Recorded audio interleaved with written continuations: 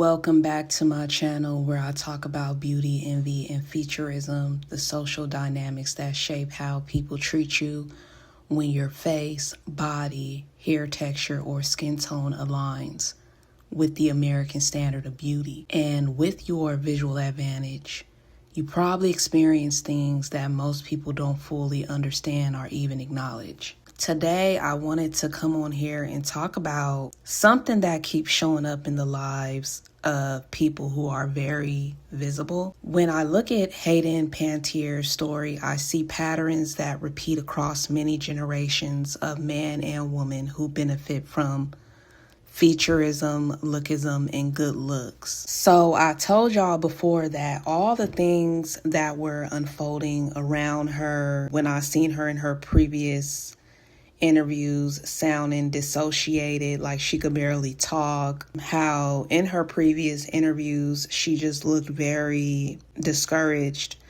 Those were all signs that her life was heading into a darker season. Not because beauty guarantees tragedy, but when certain needs are not met, when someone benefits from good looks, ultimately their life becomes a battlefield, right? And this pattern didn't just start with Hayden. It echoes with other famous celebrities who benefit from good looks, such as women, such as Selena Quintella's life. You know, she had a father who was ambitious, driven, and impulsive, decided. A man who didn't always make the safest decisions about who he allowed around Selena. When someone benefits from good looks and is publicly adored as Selena, you cannot hire just anyone to deal with her finances, which Selena died because her dad quickly hired a woman to deal with her finances, and the woman took her life. So beauty draws admiration, but it also draws obsession and opportunism. Selena's tragedy wasn't caused by beauty alone, but beauty made her vulnerable in ways her support system didn't fully anticipate. Then there's Marilyn Monroe. She married a non-conventionally attractive man who didn't value her because he often spoke negatively about her in interviews. People underestimate how destructive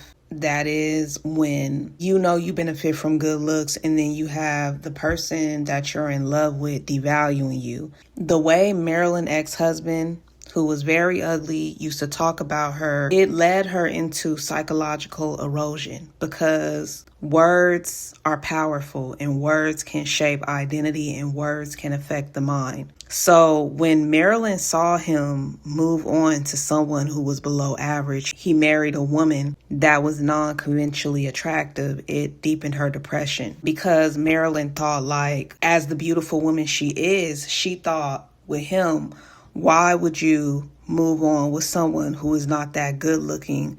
Especially when you're a good looking woman, that can feel like an attack on you, right? Especially like when your ex-husband or ex-boyfriend gets with someone that's below average. She was already fragile, Marilyn. She was already exhausted, already carrying the weight of being America's beauty symbol. And these situations, certain situations that popped up in her life pushed her further into despair. Another famous celebrity who was a symbol of beauty, Anna Nicole, faced similar battles. She didn't have stable family support. She struggled with grief, especially after her son died, the one person who grounded her mentally. Fame was heavy for her. The pressure was constant. And without emotional support, she spiraled. Sedation became her coping mechanism. Isolation became her environment. And eventually her life took a darker turn. So all of these stories connect to what I call beauty warfare. It is the psychological, emotional, and unseen battles that people who benefit from good looks go through, specifically women. It can happen to a man. It can happen to a man too, but I'm speaking about women, these women, how this connects with Hayden Panettiere's death. When someone benefits from featurism or lookism, their beauty is visible. If they don't have a strong support system, existing starts to feel mundane. Hayden Panettiere own reflections about her relationship with her mother shows this clearly. She wrote about cracks in their bond, and when an attractive woman feels unsupported by her own family, sadness becomes more likely, not because beauty is a curse, but because beauty amplifies pressure, and pressure without support becomes unbearable. So there is a pattern here where Selena lacked family understanding and protection, Marilyn lacked emotional support, Anna Nicole lacked support and stability, Hayden lacked consistent emotional support and guidance. These women were not weak, they were unprotected. And one of the first signs that something is going wrong in the life of a person who benefits from featurism is isolation. When someone who benefits from beauty begins withdrawing, pulling away, or disappearing from society, that is a sign that their spirit is overwhelmed. Isolation is not random. It is a symptom that means the world has become way too demanding to deal with.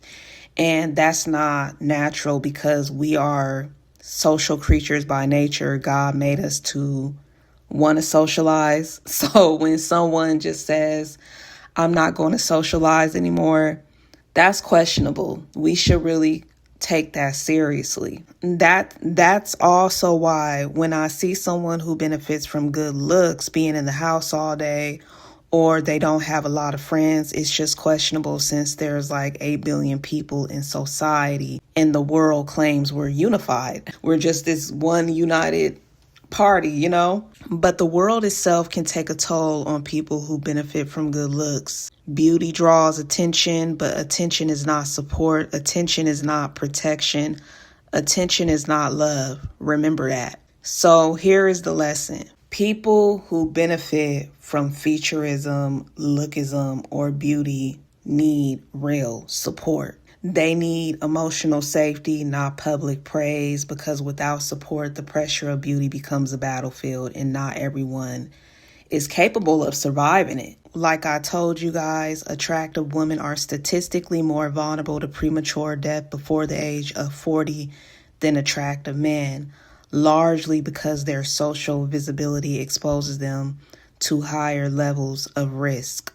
Specifically because the more attractive you are as a woman, the more problematic you seem to society. Even though society says they love good-looking people, we know that's not true. We know that society is going to always be undecided and bipolar towards good-looking people. People who benefit from featurism, lookism, or beauty need real support. This is why I recommend that anyone who benefits from good looks seek out a therapist, not because of appearance, but because you need someone who can understand the pressures that come with visibility, desirability, and being consistent and being consistently evaluated. If you feel like you can't trust anybody, the best advice I'd give you is to choose an attractive therapist whose presence feels safe, grounded, and emotionally mature. Whether they're a man or a woman, if you can find an attractive therapist, that's really helpful because they can validate your experiences and help you navigate the unique challenges that come with beauty, attention, and public perception. Support must be imposed more intentionally when you benefit from featurism, lookism, and good looks. Because I'm being honest, without support or even community, when you are good looking, most of the times people do not make it through. Specifically, when you don't have any support or community, when you are good looking, it's harder to make it through the darkest seasons of your life. Beauty warfare is real, not mystical, not supernatural, but psychological, emotional, and social. And the only antidote is support, community, grounding, and protection. If this message resonated with you, go ahead and subscribe and share this video so more people can hear something that actually brings clarity instead of confusion. Your support helps this conversation reach the people who need it the most.